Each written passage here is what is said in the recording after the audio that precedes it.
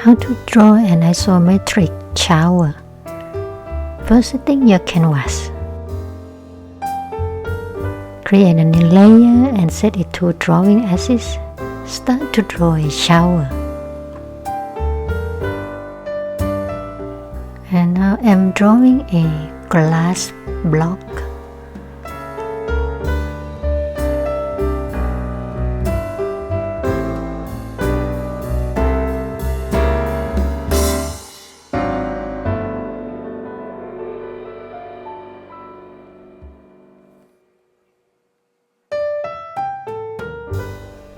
And now I'm drawing a shower floor.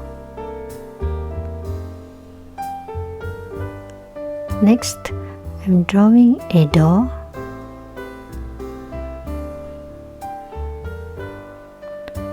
And then the door handle.